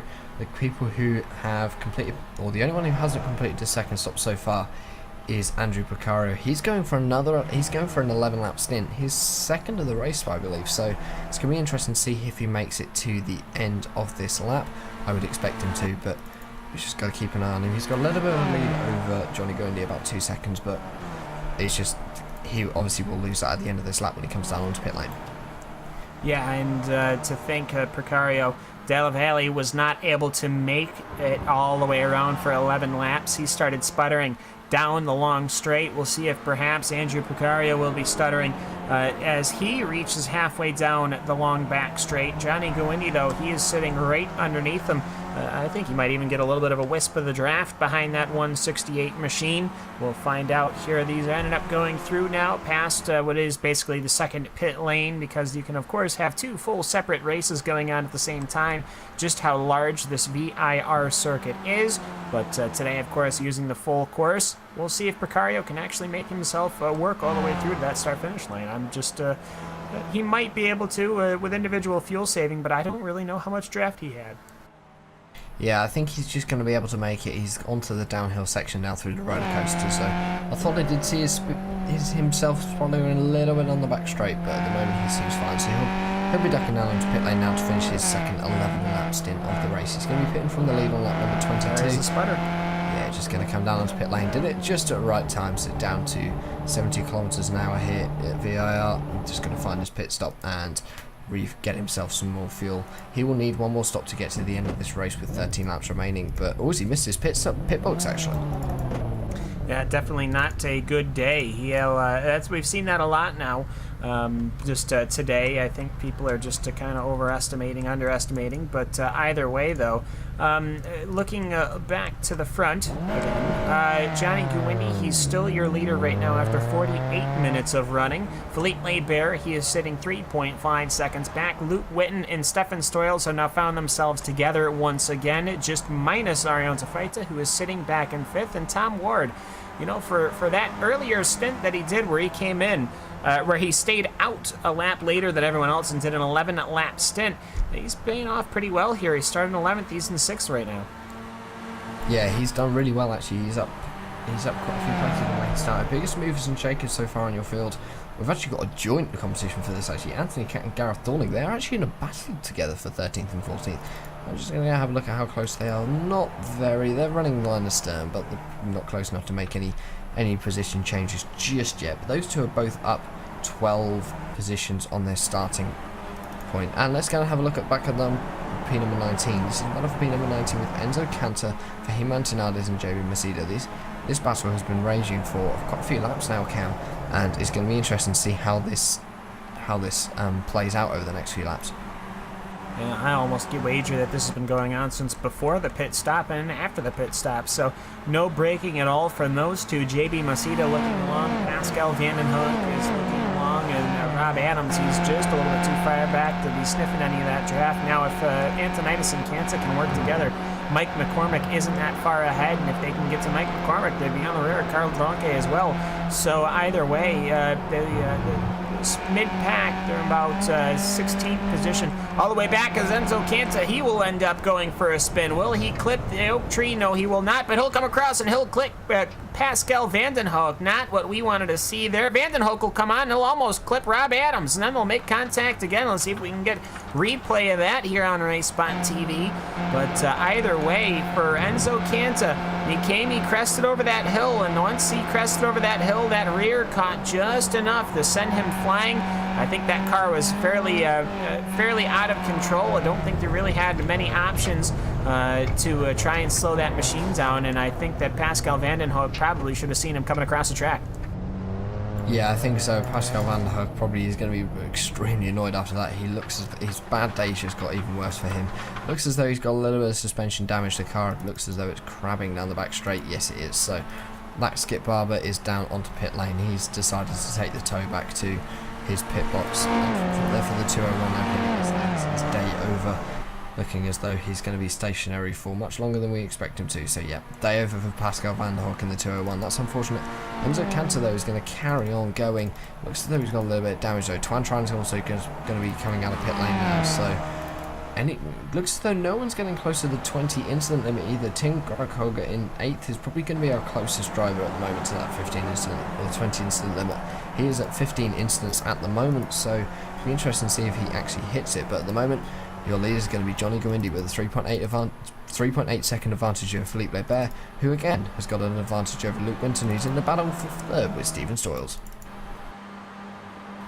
Yeah, and of course, I would almost say for Enzo Canta, it almost would have been easier to have just gone right and then go around the starter stand and then slow it all up and rejoin perhaps after Oak Tree. Of course, you're going to have a time penalty for that, but no surprise there. You're already losing a bunch of time. You're going to lose way more time having that damaged machine than for Pascal Vandenhoek. Very unfortunate for that machine there, but either way, though, it's probably that's obviously been the second biggest accident we had after that first one earlier on, but that really separates any battle that we had going on.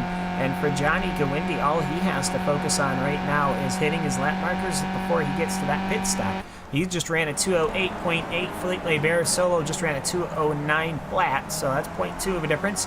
And then Luke Witten and Stefan Stoyles are just that running actually with draft. They're running same lap times as Johnny Guindi. That just goes to tell you how fast that number 18 machine is right now. And I think, given time, Luke Witten and Stefan Stoyles are going to catch to Philippe Laibert. Yeah, well, it's quite interesting because the 924 of Enzo Cantor has disappeared off my screen. He had a little bit of a moment coming over the south bend, turn number 10, got a little bit sideways, but might hit now, the incident limit. Yeah, I reckon he's hit the incident limit. It's not showing on my screen as he's hitting the incident limit. I think he might have hit that incident limit there. Yeah, well, we got to remember, I mean, the 4Xs are counting for more, and, 2Xs and the like. So, yeah, very unfortunate for Enzo Cantonat today. He is going to want to have picked up a bunch of those incident points from that earlier incident when everybody was involved in a larger pileup. So, of course, they're going to have to look at the reviews later on. Now, looking this time by Johnny Gwindy, Fleet Bear, they are now going to be hitting lap 26 next time by. They've got 9 laps done this stint so far at the start-finish line. Will they come in for their final time this time? I just don't know. But for Johnny Gwindy, I would say I would come in as soon as I can hit that limit because I know my lap times are good.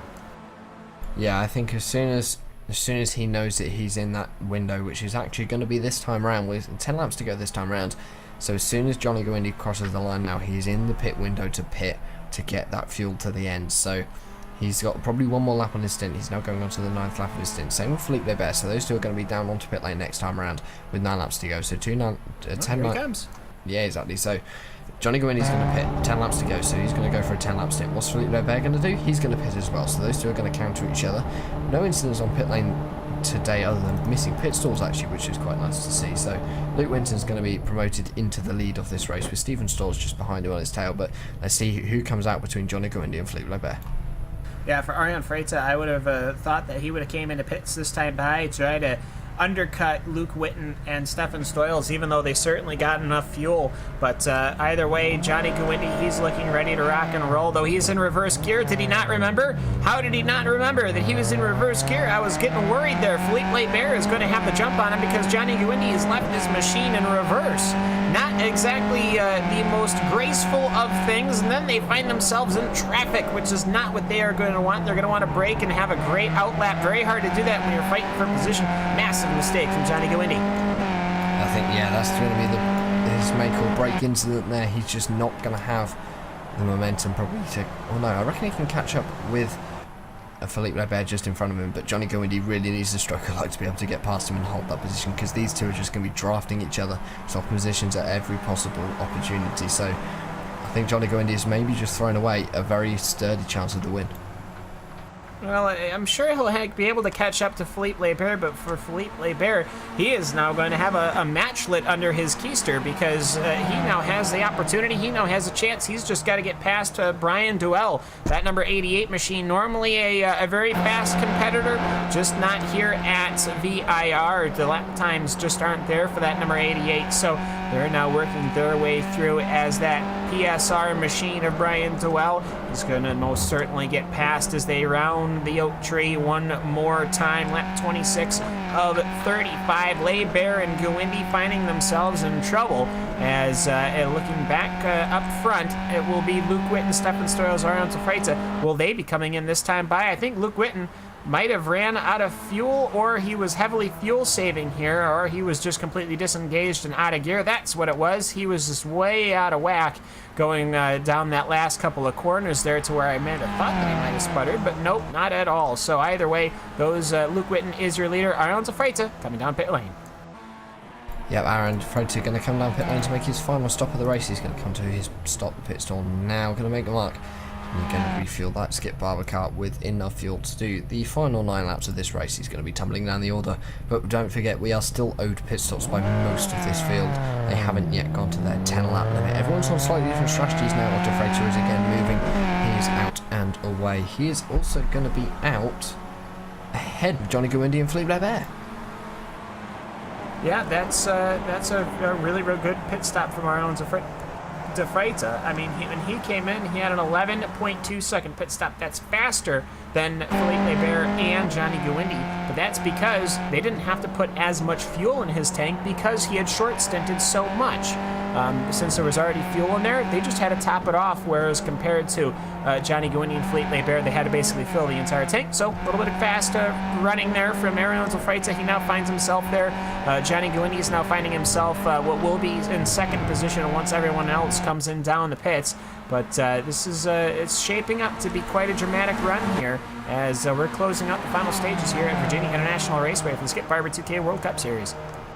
Yeah, now entering the final 8.5 laps of this race. We have had 27 so far, so definitely into the final stages of this race. It's quite a long race for the drivers, quite a long race for us as well, Cam. We aren't used to having a 2K race this long, and it's just going to be interesting to see. Luke Winton and Stephen Stoyles currently leading. Those two are engaged in a battle. They have been most of this race. Tom Ward is currently in third, but the leader at the moment, going off who's done the third stop, is Ariane de Freitas, but right up his tailpipe is going to be the number 18 of Johnny Guindi. Yeah, and we'll see what Guindi is able to do as they go across the top part of the back stretch. Now they go down the hill, and that will give it to Guindi easily. But what will they do going into the corner?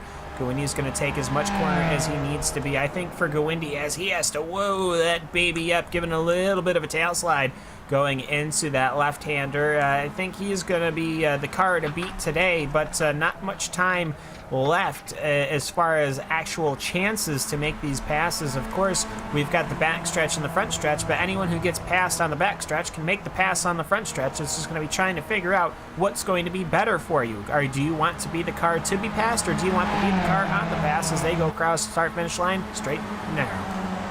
Oh, we go 3 wires. Stephen Stoyles just exiting at the pit there in the 160. Looks like a cow pattern on that car for the number 160 car, but Johnny Guindi and Ariane de Freitas going to go side by side through turn 1. Philippe Lebert just waiting in the clutches to see if anything happens, but no, they're still going to go side by side as they come down into turn number 3. Ariane de Freitas just going to have that opportunity, but it's definitely a case of going back to what you were saying, Cam. Who's going to have the advantage as they come across the line for that final lap? Who's going to be the one ahead? Because you want to be the car ahead at the end of the straight on the final lap to be able to have any opportunity of winning this race. If you're in second, you have to get a very good run out of the hog pen out of 17A onto the front stretch to be able to make it by the line. It's going to be photo finish stuff. Most certainly, unless something dramatic happens and there's an incident on that last lap somewhere else on the course. But gotta look perhaps who hasn't pitted yet. That's Luke Winton, that's Tom Ward, that's Diogo Francisco, that's Tim Gronkauer, excuse me.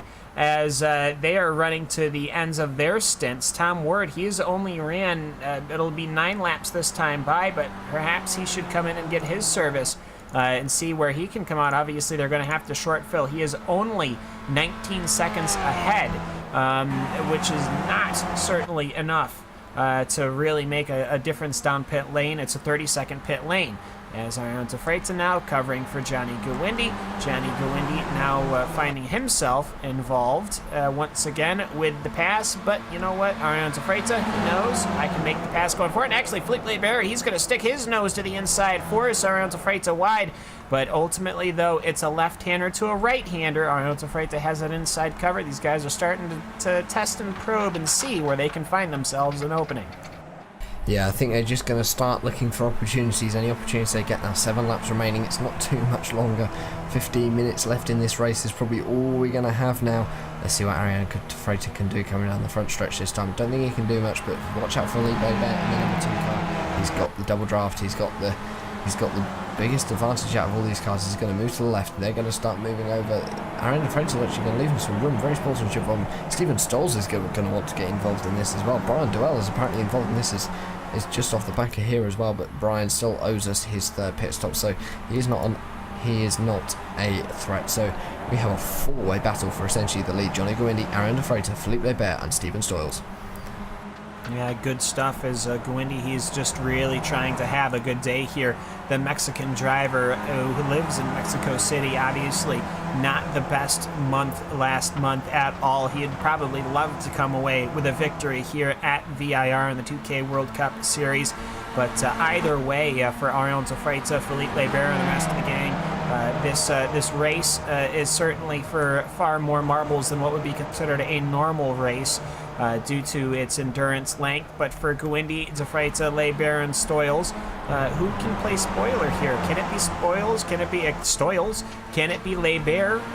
Because these guys really haven't led this race. They really haven't had the fastest machines. But if something were to happen between the 2 front runners, could perhaps they capitalize on it.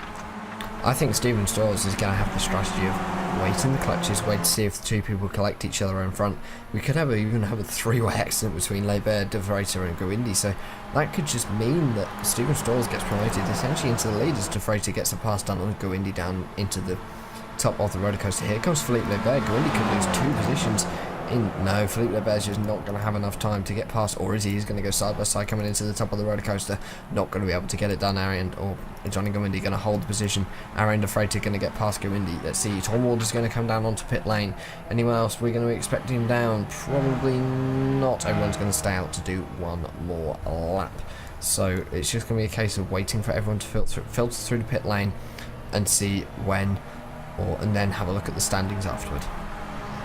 Yeah, and Tom Ward, too little, too late. Should have came in a couple of laps ago when he still had the time, because that would have put him certainly in this fight as well. Instead, he'll get to fight out with Andrew Picario and Casey Black for those positions. Any strategy he might have had completely washed out. Started in 11th, he's finding himself in 10th position. Brian DeFreitas, that number 1 machine, of course, the champion last year, is having a fairly decent run. He has been trading all day long, and he hasn't lost, and that's the important thing. When you're the leader here, when you're constantly finding yourself the leader, you use more fuel, and then typically you fade away. After these pre-pit stops, everyone's now fueled to the finish. Everyone seems to be fairly A-OK. Important thing to remember, though, Ariel DeFreitas, he has got 1 less lap than everyone else, and Stefan Stoyles has even 1 less lap than that. So his car is going to be perhaps just a hair lighter, or perhaps just a hair heavier. You got to remember, everyone here is trying to work their way towards that magical lap number 35, and obviously fuel, a fairly heavy thing when it comes to a small open-wheel formula machine. Yeah, the fuel is definitely going to be weighing down the cars, such as who's on the shortest stint in this group? Stephen Stoyles. He's the person who's on the shortest stint length at the moment, just 2.6 laps into his stint. Feels longer, but definitely isn't because of the length of this VIR circuit. At the moment, I think the field is definitely going to be playing into the hands of Johnny Goindy and Felipe Leber. Those two are going to have the latest cars out there because they're going to be holding the less fuel now about halfway into their stint. They're going to run a full 10 laps to be able to get to the end. Oh, Arian DeFreitas is going to go up the inside of Johnny Goindy there to hold the position. That is a brilliant move there by DeFreitas, very late on the brakes to make sure that he can hold the position. Those goes, and 2 people left to pit so far. Luke Winton, who is already on the pit lane, and Diego Francesco, who I expect to see down in the next couple of laps. So 2 laps time we'll be able to see Arian DeFreitas, Johnny Goindy or Felipe Leber in the lead. Which one is it going to be?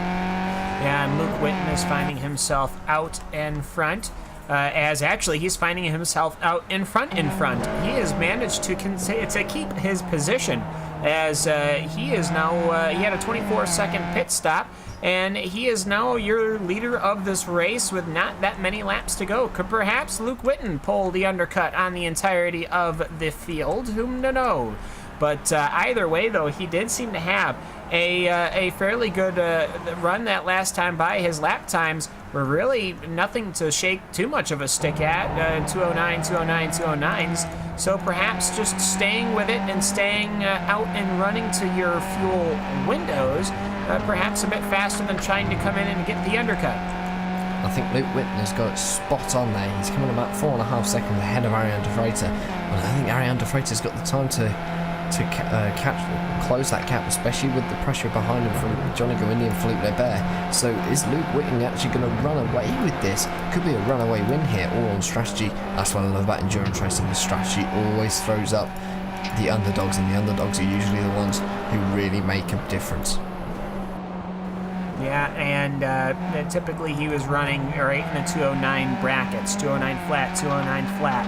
And so it just starts coming out to where Ariel DeFreitas, he's running 209 flats, 209 flat, 209 flat. These guys really need to buckle down and get into the 208s if they really want to have an opportunity of catching. The gap is 4 seconds. The lap count really isn't there. I'm almost wondering if this is a fight for the rest, as here comes Johnny Goindy on the right side. That's not normally where we see a pass, but I think right now they all realize there is nothing we're going to be able to do if they manage to, if Luke's going to get the win, they really got to work together and try to close back up. Yes, and I think it's just going to be a case of working together to close that gap to catch Luke Winton, and to catch Luke, they're all going to have to work as a team. Do not keep fighting with each other. That is the worst thing that these guys can do. Arian DeFreitas has lost a position to Johnny Goindy. Let's see if he can get it back, but I'm not sure. I think these guys are going to have to work as a team with 4 laps remaining. Diego Francesco, last person to come down onto pit lane. He is down, out and away. Now we're going to be exiting pit lane. Too much fuel. yeah, so... He took 9 seconds of fuel. He did not need 9 seconds of fuel that last pit stop. That was a massive amount. Tom Ward, he took 11 seconds. Luke Witten took 9.7, and that was 2 laps ago. But either way, it's just very, very tough to see somebody having themselves set and ready to go, and then they end up just losing it by 30 reps, just over-fueling. I mean, that's maybe he wants to take the safe bet. Maybe that means perhaps that Luke Witten is going to run out of fuel in the last couple of laps. Who's to say? But either way, though, for Luke Witten, that gap is down to 3.8, so they are coming, and it's just a matter of time. I don't think they've got enough time there, Ken. With only 3.5 laps remaining, they've got to be doing about a second and a half a lap to be able to even catch and pass him. Obviously, catching is one thing, passing is another here, especially at VIR. Okay, we have that long back straight, but they have to catch him half a lap before the end to even be able to utilise the back straight. Steven Stall's just getting his wheel into the gravel slightly. Not going to be much of an issue though. He's going to carry on to come around the oak tree for the 32nd time. 3 laps going to be remaining, coming around onto the end of this lap. We're approaching the end of this race. Yeah, not too long now, only a couple of laps to go. Didn't seem like that long ago. Everyone was split away and in their own little separate parties. Now we're all running together and we're all trying to see who is going to be able to catch up. Mick Watson has found himself having trouble in the closing stages of this race. He is done for the day. That 666 totaled in pit lane, so he won't even get the chance to finish, as right now the fight continues between Philippe Laibert and Johnny Guindi. They're running side by side towards the last couple of corners, and that's not what you want to see. That allows Arion Zafreta a gap. I think these guys, unless Luke Witten runs out of fuel, he should have the win unless something terrible happens, which hopefully we can, that will not. He ran a 209 that last lap, a 209 for, a 208.4 for Arion Zafreta, a very quick lap. So we'll see here whether Arion Zafreta is able to close it on up here. It's not that long of a gap. It's down to 3.4, but I don't think there's enough laps left. There certainly isn't. We need 5 laps left for those guys to be able to catch him. We have 3. That is not enough time for them to even close the gap, let alone thinking about passing him. So I think this is Luke Winton's race to throw away in that number 77 car. He's done a sterling job at the front, just used strategy to his advantage. I believe also, I think there might be some flat traffic ahead of him. Yeah, very well is. It's Neil Bountams. He's running in 23rd position right now, and he's finding himself in a battle with Andreas Robertson. Now that sort of changes the issue. If you find one lap car, they'll let you right on by, no issues there. But when they're fighting for position in the closing stages of this race, as Neil Bountams will go off the racing surface, I have a feeling he won't rejoin right in front of the leader, and he will continue to stay to the right side there. He's actually going to find himself braking, but that's going to be troublesome as he'll take the corner. No issues there. Actually, he finds himself getting well out of the way, so it's a little messy, but he allows everybody to run on through, and that's what you want to see, even though it personal loss to himself. He had kind of shot himself in the foot coming off the top of that hill, but either way, it's good to see him getting out of the way for the leaders. Yeah, the gap now to the lead is now down to 2 seconds. Johnny Guindi going to make a pass on Philippe Laibert there. Or is Philippe Laibert getting past Johnny Guindi? I can't quite tell because they're both teammates. I can't see the number. I think Johnny Guindi's trying to get past Philippe Laibert, but just going to fail. Steven Stall's still waiting in the back just to see if there's any mistakes, but that gap is coming down all the time. Gap now between Arion Zafreta and Luke Winton down to 2 seconds. Going to have 2 laps to go. All we need is a lap like Arion Zafreta, which is around a second and a half faster, and he's going to get the draft. Yeah, I think they might get the draft this time by, actually, which will put us to lap 34, 2 to go here at VIR for the Skip Barber 2K World Cup Series here on iRacing Live and Race Spot TV. Let's see, can Luke Witten pull it off? He is really hoping for it, as it is just all up to him now, whether that number 77 car is going to be getting the victory or not. Of course, Luke, he's been in this series for a very long time, as they're still running 2 wide, Laibert and Guindi. I think both of these guys are recognizing, you know what, we might be fighting for 3rd position here as they passed each other again. I think it's a little bit slappy to be doing this early on. They still have the opportunity to catch Arion Zafreta, and if they don't catch Arion Zafreta might be able to take it from Luke Witten, which would be a massive disappointment for Johnny Guindi and Philippe Laibert, who have been running up front basically all race long. Yeah, I think so. Aaron De Freitas now is within 1.6 seconds of Luke Winton. All he needs is the draft down the back straight. That will mean he can close the gap big time. And then on the front straight, all he needs is a good run out of 17A, and he's got it. As long as he can get his nose in front, I think he'll do it. So Aaron De Freitas, I think, will be 110% right now to try and catch Luke Winton. Gap is not really closing actually, but Luke Winton's going to get a little bit of traffic. Don't know whether that'll affect him or not. Well, it will actually. He's going to get the draft. And with that draft, he is going to be able to pull away from Arion Zafreta despite having the lead, which means that unless Andreas Robertson pulls out of the way right now should be the time. No, he's going to give him the long way around, though he does break early. That still throws Luke Winton towards the unfavorable section.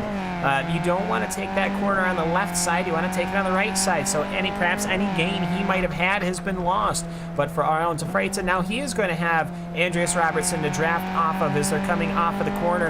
As Robertson finding himself a mere pawn in the battle of the leaders here. 1 lap to go between Luke Winton and Arion Zafreta.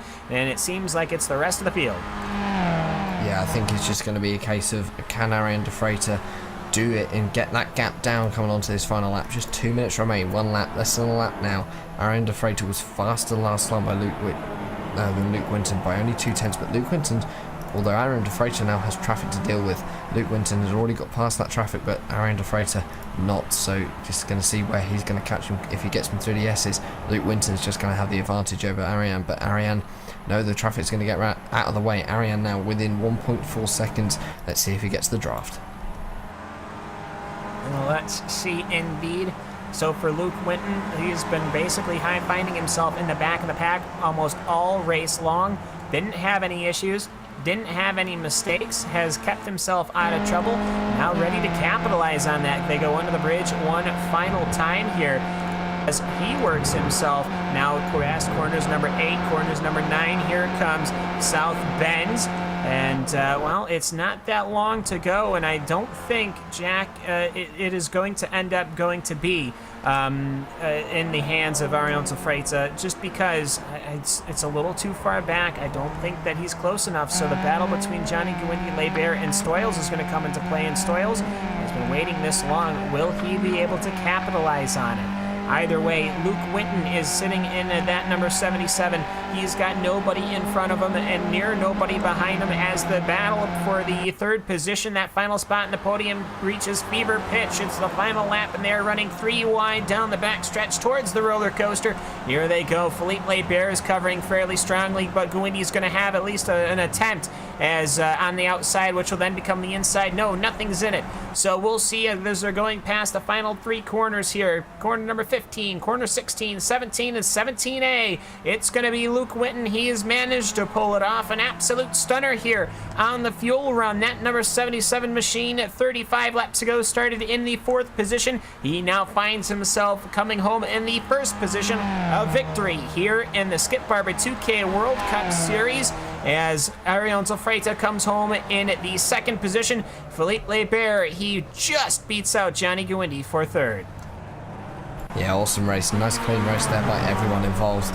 Luke Winton, great win there for him at VIR in the endurance race, just making strategy play into his hand. Arion De Freitas as well just could not do enough to be able to catch Winton in those final dying moments. But that battle between Philippe Leibert and Johnny Guindy had been brewing all race. Stephen Stalls wanted a part of that but just could not get onto the back of him. So great race there by everyone involved. Yeah, great race indeed.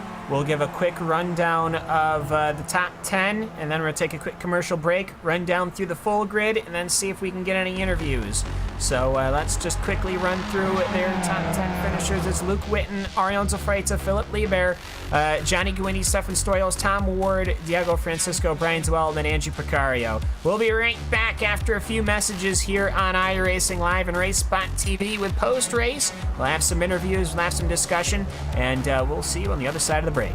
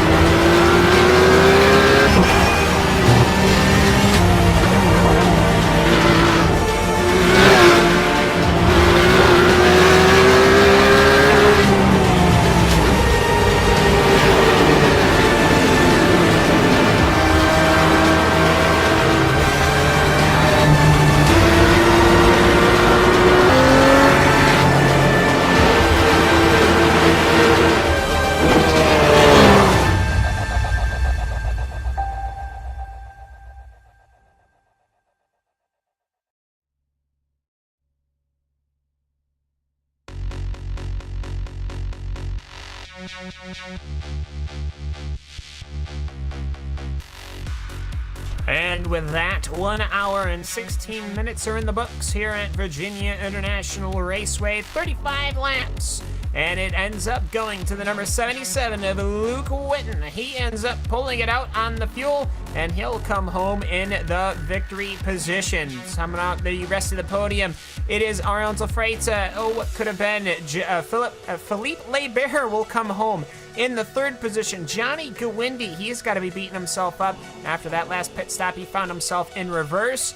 That didn't work out too well, and he went to pull away. Stefan Stoyles comes home in 5th position. Tom Ward, 6th. Thiago Francisco in the 7th position. Brian Dewell, he'll finish in 8th. Tim Grockauer, he'll finish out in the 9th position. Andrew Picario will finish in 10th. Casey Black in 11th. Garrett Dorning in 12th position. Anthony Cat, 13th. Fahim Matnanis comes home in 14th position.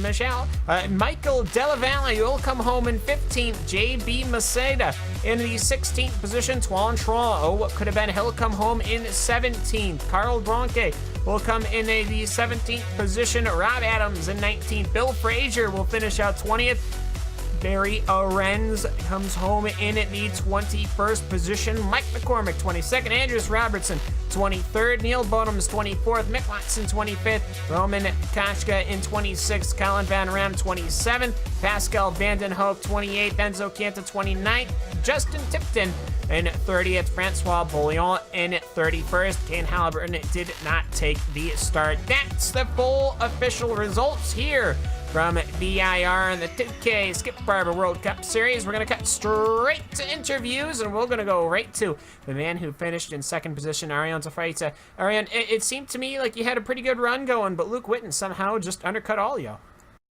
Yeah, I was surprised by that as well, but yeah, it was a great race. I didn't expect to come out in front of Johnny and Philippe. I thought they pipped me in the pit stops. So in my second stint, I was like running quali laps all the time. I think I was only like a tenth slower than with Johnny's draft, so that was pretty quick.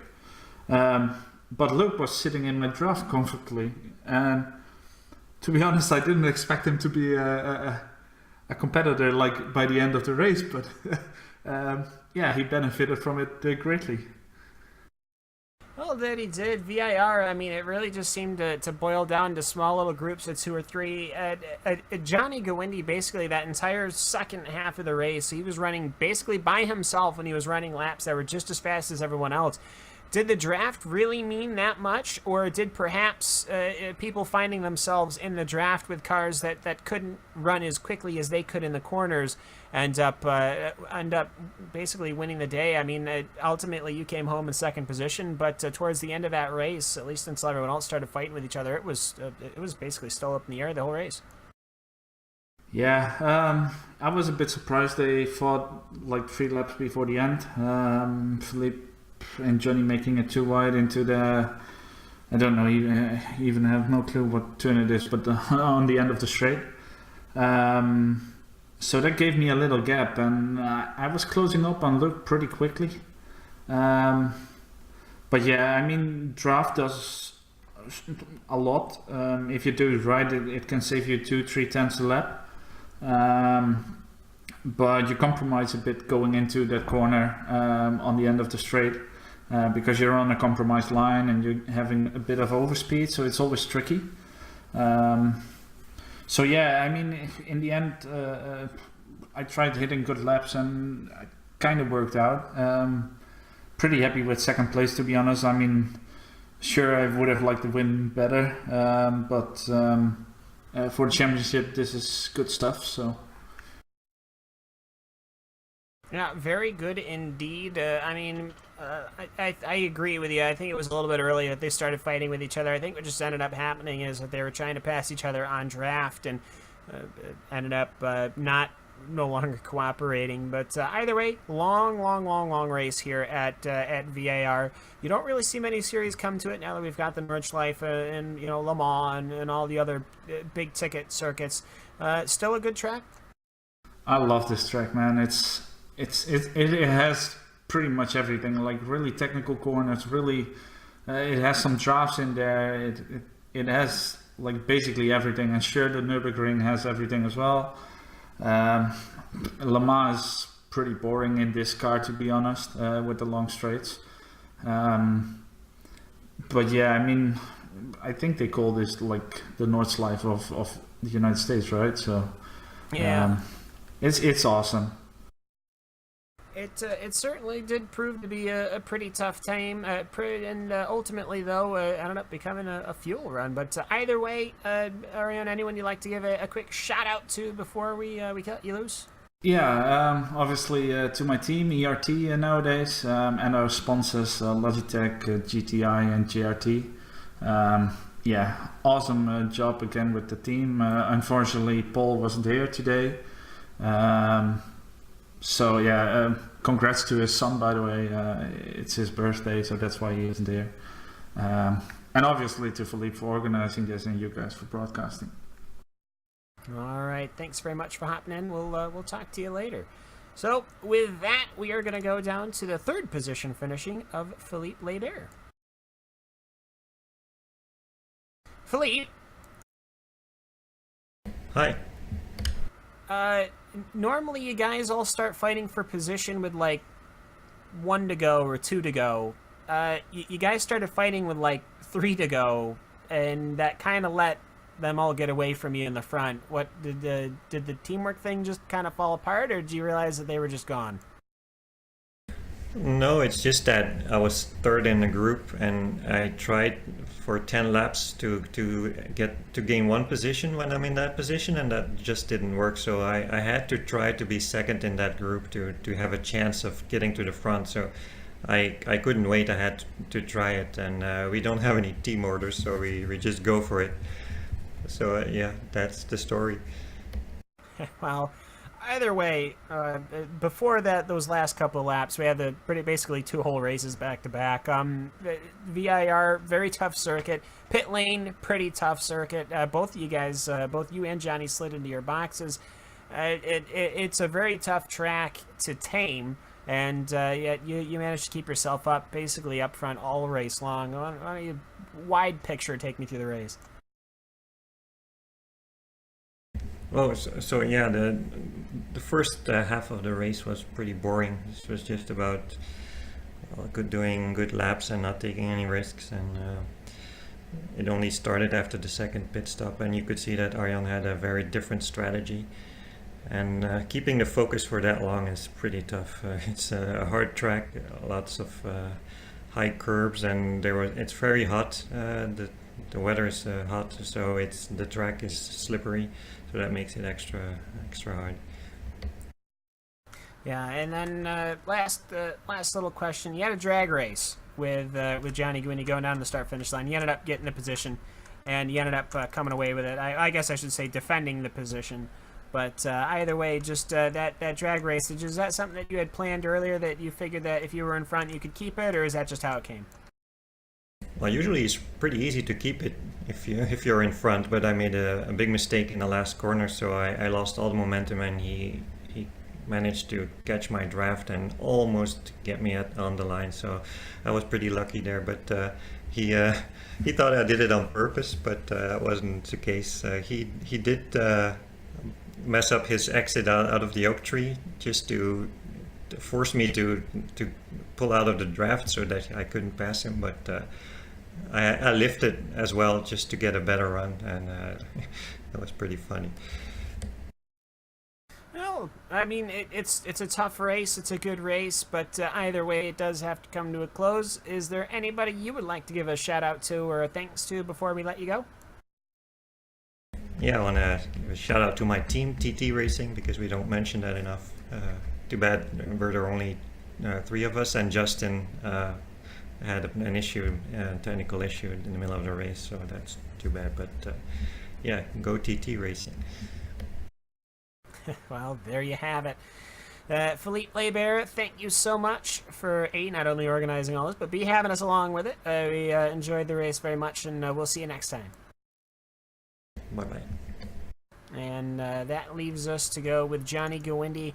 It was 3.244 versus 3.246. Johnny, quite a bit of a drag race to the finish. But so let's why don't we start there? Take me through your last couple of corners.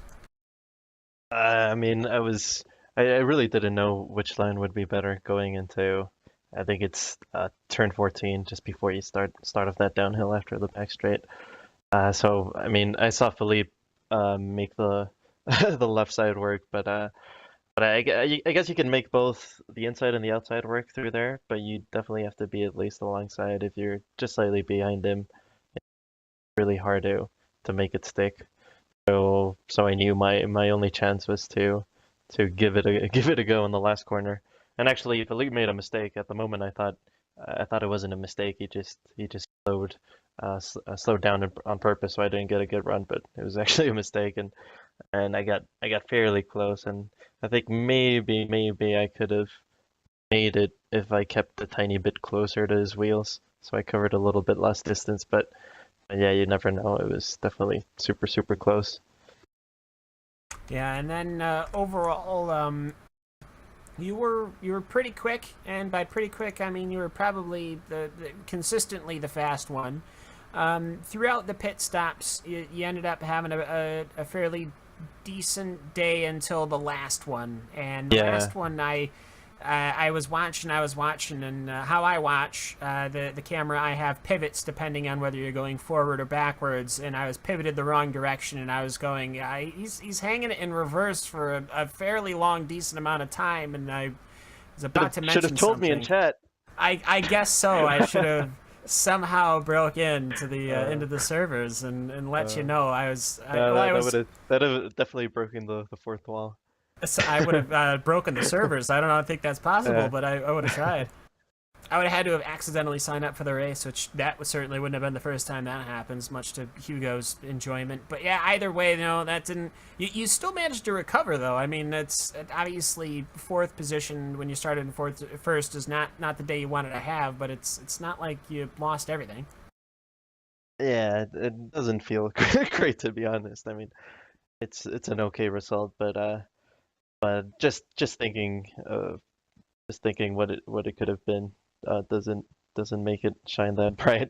Just thinking that if maybe I didn't overshoot the pit stall, maybe I didn't keep it in reverse, I think that would have been a good 4 seconds that I wouldn't have lost, and I think I would definitely been ahead of Arjen when he came out of the pits, and I wouldn't have been too far from Luke.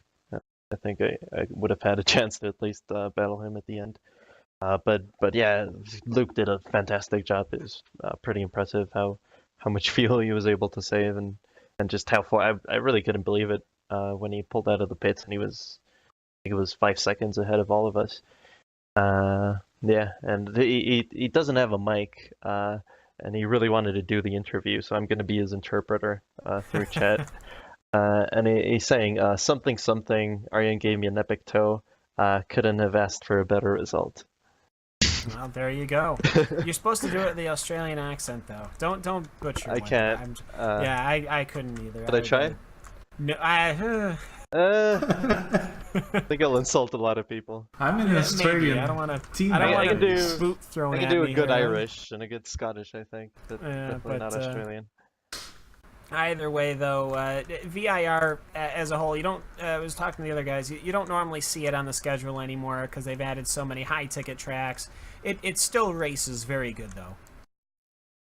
Yeah, it's really fun to race. Obviously, it really depends on the layout you're racing. It really changes the whole racing up a whole lot. For example, last season we had a different layout where you didn't use the back straight at all, so it was way more difficult to pass. You couldn't just rely on the draft, and personally I prefer that sort of racing, tracks where you have to fight for the pass and really work for it instead of just staying behind someone that's probably quicker than you and just draft passing him.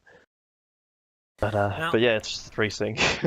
Yeah, racing indeed. We're going from a track that is basically in the middle of nowhere to Suzuka, one of the most widely known racing circuits in the entire world. Basically one of the first tracks that anyone internationally will learn of from Japan. It's Suzuka. I can't really recall either commentating or watching a Skip Barber race from Suzuka. I mean, maybe I'm just having a brain fart, but what are your thoughts on going to Suzuka? I really like the track. You think it doesn't really suit the Skippy because it's so wide and it's so fast, and well, it's pretty much the quintessential Formula One circuit. But you think it doesn't really suit the Skippies, but they're actually really fun in Suzuka. You obviously have a lot of drafting going on, but the whole track's still technical enough, particularly Spoon and the first corner. I think they're technical enough that you can gain some time on people behind you drafting. So yeah, I think it's a good balance of drafting and the alternative of that. Yeah, I mean, I've always liked Suzuka. Unfortunately, I have been slow there forever, which is frustrating. But anyways, anyone you'd like to give a shout out to before we put a bow on this race? Well, obviously TT Racing. Fortunately today it was just Philippe and Justin and me. But yeah, it was pretty fun battling Philippe. I'm just really sour I didn't get him at the end. But of course he already knew that. And obviously Arjen, he did a great job, and particularly Luke, taking his first win and doing it pretty convincingly with a great strategy. It was pretty impressive. Yeah, very much indeed. And also, I had to dig through some of the records, but I ended up finding it. He has had 11 starts over the time that he's been in the 2K series. He's only been on the podium twice. This is going to be his first win, so yeah, definitely congratulations to him. And thanks very much, Johnny, for hopping in the booth. Yeah, thank you. Well, with that, Hugo, I think it's about time we cue up the music, because we're going to be heading out. With that, we are done here from Virginia International Raceway. Good running all the way around. A good fuel action, fuel strategies, fuel plans, all coming to fruition, either for the good or the bad. It goes to Luke Witten. He'll come home with after an hour and 16 minutes of racing. This will be his very first victory, and what a victory to have. Ariel De Freitas in second position. Fleet Lebert rounds out the podium in a drag race against Johnny Guindy. Either way, next race is going to be round number 10, the 15th of October from Suzuka, the Grand Prix Series. Should be about 2 pit stops. We hope that you join us here on iRacing Live and RaceSpot TV for then. I'd like to give a thanks to Jack Stiles, to Hugo Louis. I've been Cameron Walsh, and for everybody at RaceSpot TV, ARTVO, and Warren Design, and all the rest of the crew, thank you so very much for making us part of your day. We will see you all at Suzuka. Thanks very much, guys. Have a good one. We'll see you later.